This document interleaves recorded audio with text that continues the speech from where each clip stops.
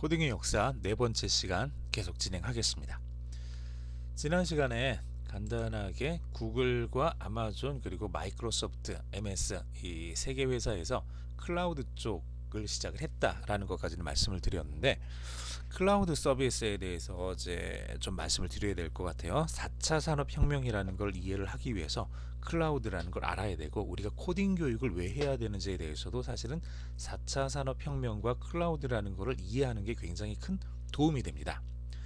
어떤 면에서 도움이 되는 거냐 그러면요, 처음에 클라우드를 시작한 건 사실은 아마존이에요. 아마존에서 클라우드 서비스를 시작을 했는데, 아마존에서 클라우드 서비스를 시작을 하게 된 계기도 굉장히 재미가 있어요. 아마존이 처음에 시작했던 거는 서점이었죠. 책방이었습니다. 책을 판매하는 그런 사이트였어요. 그런데 아마존뿐만 아니라 책을 판매하고 있는 사이트들은 되게 많았습니다.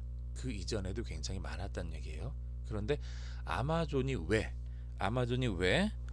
책을 판매하는 온라인 서점으로서 그렇게 유명해졌느냐라고 이렇게 질문을 했을 때, 다른 것과 아마존이 달랐던 그 부분을 우리가 좀 생각을 해야 되는데, 이제 여기에서 롱테일 법칙이라는 게 나옵니다.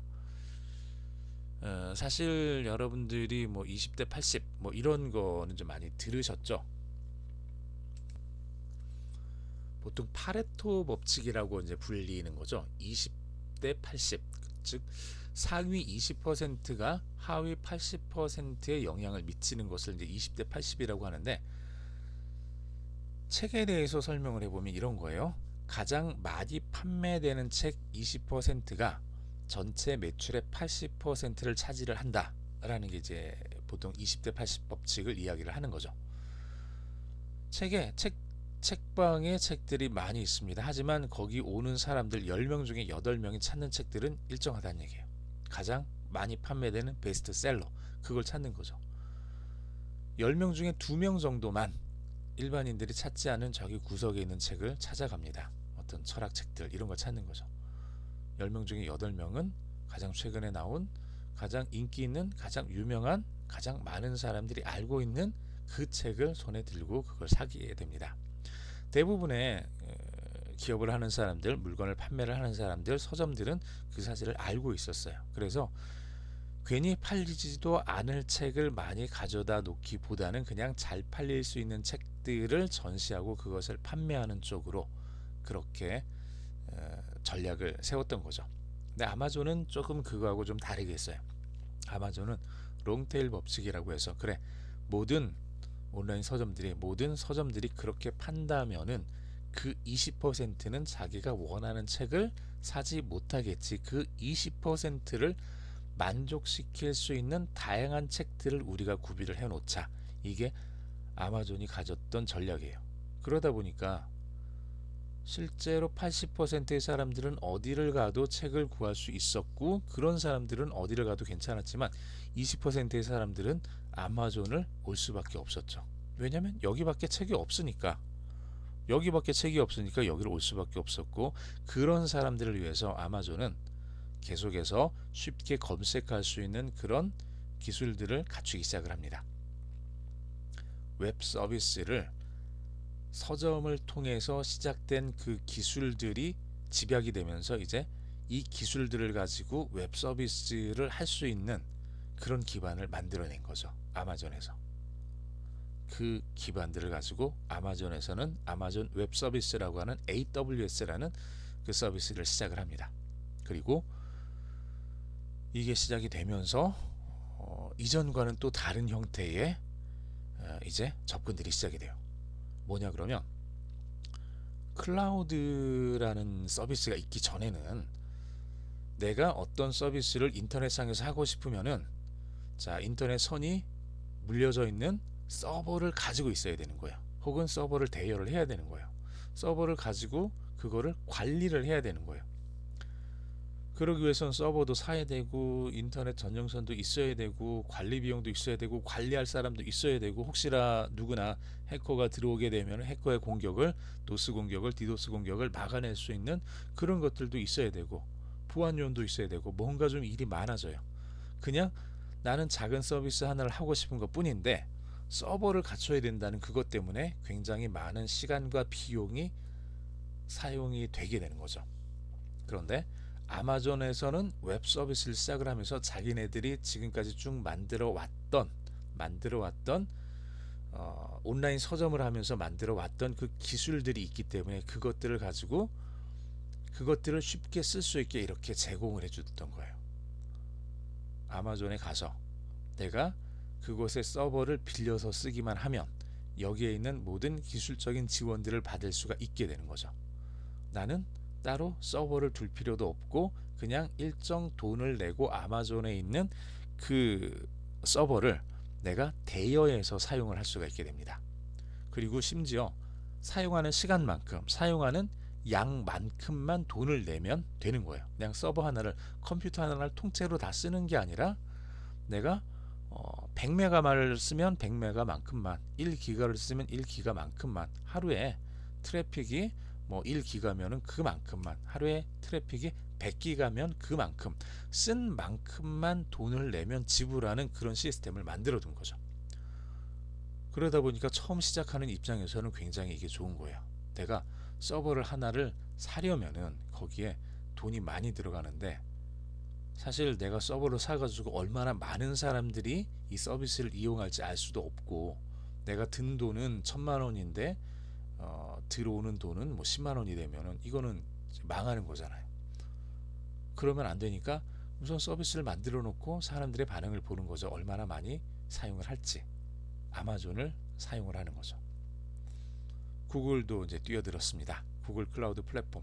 구글 역시도 이 클라우드 시장이 굉장히 커질 거라는 걸 알았죠. 그래서 아마존과 함께 거의 비슷한 때에 구글도 클라우드 서비스를 만들어서 클라우드 쪽에 들어가게 됩니다. 그리고 가장 최근에 마이크로소프트 역시도 심지어 지금까지 해왔던 윈도우나 지금까지 해왔던 오피스류가 아니라 이제는 클라우드에 주력을 하겠다, 여기에 회사의 사원을 걸겠다라는 그런 각오를 가지고 클라우드 시장으로 이제 들어오게 됩니다. 아마존과 구글과 마이크로소프트, 이 세 개 회사가 현재 클라우드 시장을 두고 굉장히 큰 전쟁을 벌이고 있어요. 자, 그러면 이게 우리들하고 무슨 상관이냐? 자, 이거를 한번 보시면은 조금 이제 이해가 될 것 같아요. 여러분들한테 지금 보여드리고 있는 거는 박근핵닷컴이라는 그 사이트의 모습입니다. JTBC에 한번 언급됐었던 그 내용이죠. 2017년도 박근혜 대통령의 탄핵을 요청한다라는 그런 사이트를 만들었습니다. 촛불 집회가 한창이던 그때에 개발자 2명과 기획하는 사람 그리고 데이터를 가지고 있는 사람 이렇게 4명이 모여서 이 사이트를 준비를 하고 만들었어요. 회의를 하고 2주 동안 기획 회의를 하고 그리고 2주 동안 만들었어요. 한 주일 동안 만들었어요. 실제로 만든 사람은 2사람이에요. 2사람이서 이 사이트를 한 주일 동안에 만든 거예요. 한 주일 동안에 만들었는데 지금도 이제 개발자들 사이에서는 이 사이트에 대한 이야기가 많이 나옵니다. 굉장히 심플하게 잘 만들었고 굉장히 많은 사람들이 접속했음에도 불구하고 아무런 문제 없이 잘 운영되게 그렇게 만들어 놨다라는 거예요. 여기 읽어보시면은 동접 3만 서비스, 여기 나와 있는 거는 이제 이 개발자 중에 한 명이 자기가 이 사이트를 만들고 이 서비스를 만들면서 느꼈던 것을 써놨던 그 글을 이렇게 쭉 가지고 왔는데, 동접 3만이라는 얘기는 여기 보면 이제 뭐 동접 3만 서비스 이렇게 나왔죠. 동시 접속, 바로 이 시간에 이 순간에 지금 똑딱하는 이 순간에 3만 명이 이 사이트에 접속을 했다는 얘기예요. 3만 명이 이 페이지를 보고 있고 여기서 마우스로 클릭을 하고 있다는 얘기예요. 자, 그러면은 이게 한두 명이 사이트를 보고 있으면 별 문제는 없어요, 서버가. 근데 3만 명이 동시에 마우스를 클릭을 하면 어떻게 될까요? 어마어마한 트래픽이 발생을 하고 이 컴퓨터는 자기가 뭘 어떻게 해야 될지 몰라서 다운이 돼 버릴 수가 있어요. 자, 그런데 그거를 3만 명 정도가 접속하는 걸 만들려면은, 이전에는 이런 서비스를 만들려면 개인은 불가능했어요. 소규모 회사도 쉽지 않았어요. 서버 담당자 풀타임 24시간 서버를 담당할 수 있는 사람이 필요했어요. 그런데 클라우드 서비스라는 게 시작이 되면서 구글에서 저걸 해준다는 얘기예요. 아마존에서, 마이크로소프트에서 저 일을 해준다는 얘기예요.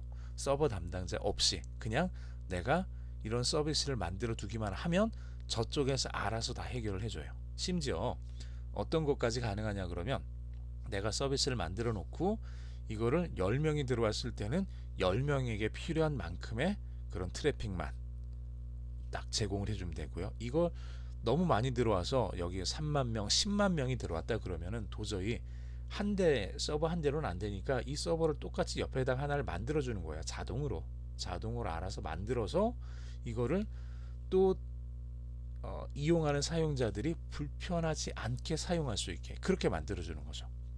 저절로. 물론 공짜는 아니죠. 사용한 만큼 돈은 내야 되니까. 그런데 서버를 내가 10대 20대를 갖는 거하고 정말 사람들이 많이 몰리는 그 순간에만 딱 10대를 빌려서 쓰는 거하고 어느 쪽이 더 효용성이 좋느냐 그랬을 때 너무나 당연하죠. 사람들이 많이 몰리는 그 순간에만 서버를 내가 10대로 증설을 시키고 그렇지 않은 때에는 다시 서버를 한 대나 혹은 뭐 절반 정도만 쓰게 이렇게 만들어 놓으면 되는 거죠. 그러니까 여기서 이분이 얘기를 했었던 게 개발만 조금 할 줄 안다면 혼자서도 충분히 몇십만 유저들이 사용하는 서비스를 만들고 운영할 수 있다.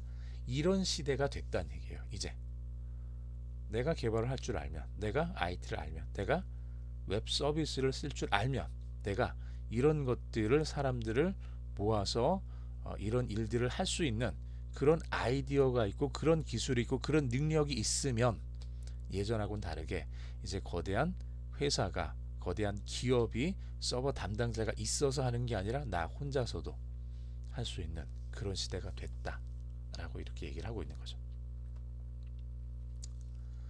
오픈소스 쪽으로 이야기를 하다 보니까 이제 오픈 하드웨어 아두이노라는 걸 또 말씀을 드려야 될 것 같아요.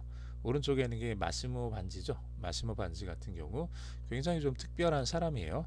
이 사람이 테드 강의에 나와서 이런 얘기를 했어요. 이제는 훌륭한 것을 만들기 위해서 누군가의 허락이 필요하지 않는 시대가 됐다. 이분이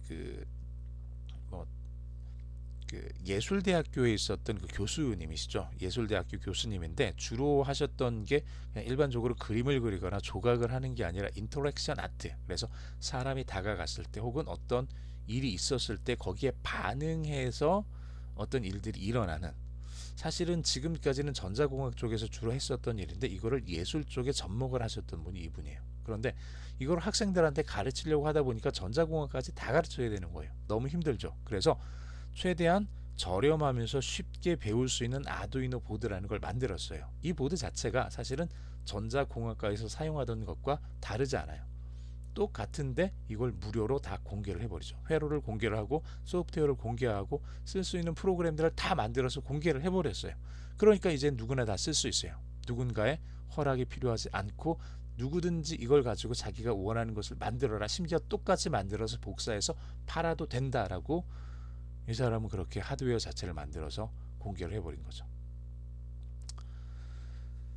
이런 하드웨어를 가지고 만들어서 킥스타터에 2013년도에 1억의 펀딩을 받았던 게 이제 12살짜리 실비아 토드라는 이 아이가 만들어낸 워터컬러 봇입니다.